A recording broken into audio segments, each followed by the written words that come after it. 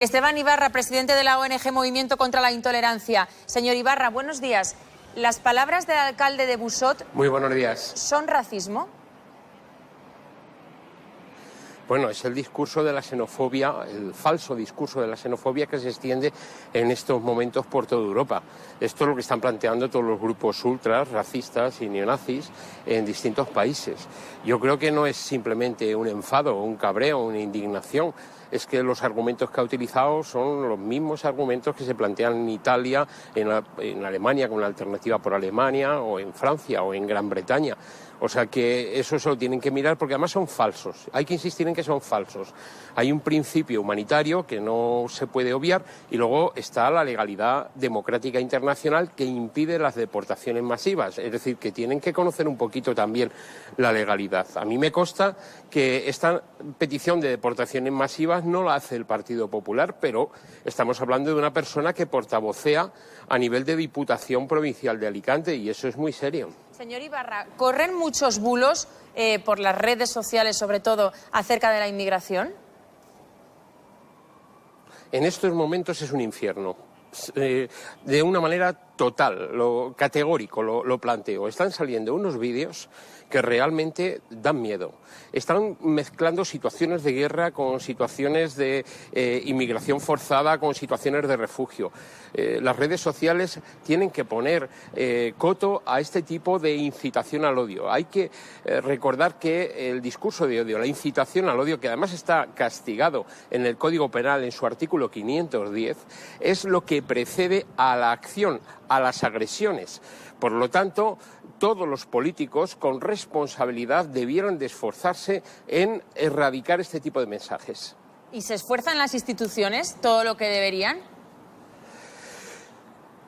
Pues a nuestro juicio no, sinceramente. Creo que lo han considerado hasta ahora un problema menor, un problema de minorías, un problema de grupos extremistas y fanatizados, pero lo que se han olvidado es precisamente de las redes sociales e Internet, que esto está capilarizando a través sobre todo de vídeos muy salvajes, está capilarizando socialmente. Hace muy poco hemos visto incluso discusiones y hostilidades en el metro, en los metros de Madrid, en el metro de Barcelona, hemos visto agresiones en distintos puntos.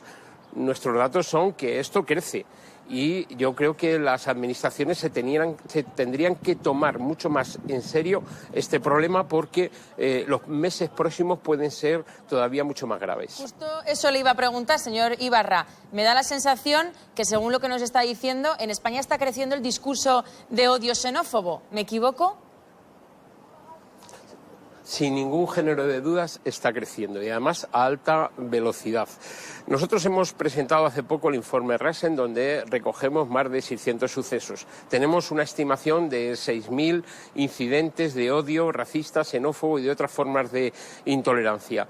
Yo creo que es una estimación y que es mucho más, pero a raíz de la llegada de inmigrantes y la recogida de inmigrantes y refugiados en el mar y las llegadas sobre todo a las costas andaluzas, está creciendo esto de una manera bastante significativa. Solo hay que asomarse a las redes sociales y solo hay que asomarse a Internet con algunas incluso formaciones sociales y políticas que hacen verdadera apología de la xenofobia y el racismo. Como por ejemplo, señor Ibarra, de que todas las instituciones.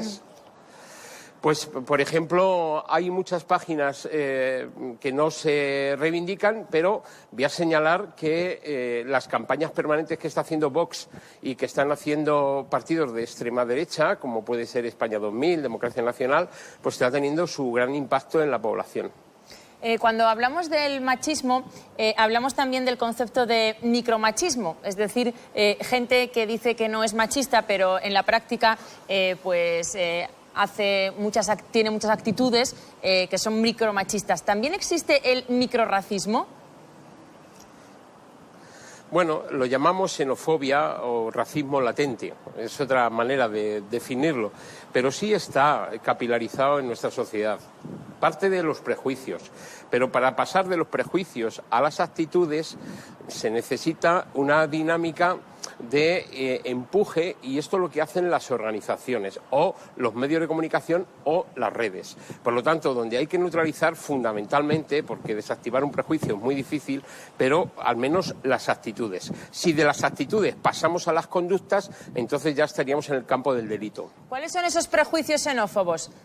Díganoslos, que yo los quiero saber, porque habla usted de los medios de comunicación y seguro que nosotros también tenemos un papel muy importante en la sociedad. Alértenos de esos prejuicios. Sin ningún género de duda. Por ejemplo, cuando se emplean palabras, términos como invasión. Eso es un concepto militar. No hay tal invasión. O cuando se dice que nos quitan los puestos de trabajo, o cuando se dice que no vamos a poder acoger a un número determinado de inmigrantes, o cuando se sobredimensiona una noticia por encima de otras que son más relevantes. Puede haber bastantes mensajes prejuiciosos que alimentan precisamente la intolerancia al diferente. Yo creo que es verdad que la inmigración genera problemas. Es así. Y hay que reconocerlo, pero para eso están los políticos y las administraciones, para plantear políticas migratorias que sean accesibles. Por ejemplo, yo soy muy defensor de la propuesta de Borrell, que habla de un plan Marshall, un plan de desarrollo para África. Si no se aborda esto en origen, pues vamos a tener unos problemas mayores. Lo propuso, señor Ibarra, lo propuso el señor Casado, cuando estuvo en Algeciras, de hecho. El plan Marshall lo propuso el señor Casado. Que me parece bien, que independientemente de quién lo proponga, si usted lo defiende, sí. A mí me parece bien. Si usted cree que eso es una solución... Sí. Yo creo que no son soluciones, son necesidades estratégicas de intervención. La solución es difícil en un mundo global, neoliberal, donde hay mucha injusticia y donde la gente tiene que huir de la miseria y de la guerra, porque es que África tiene 25 guerras, no lo olvidemos. Pero esta propuesta que hace el señor Casado, antes la había hecho el señor Borrell y antes la habíamos hecho organizaciones no gubernamentales. Es decir, siempre se ha planteado como estrategia de intervención en materia de inmigración 3 ejes. Una, la cooperación al desarrollo, que sería asimilable a esto que acabamos de hablar.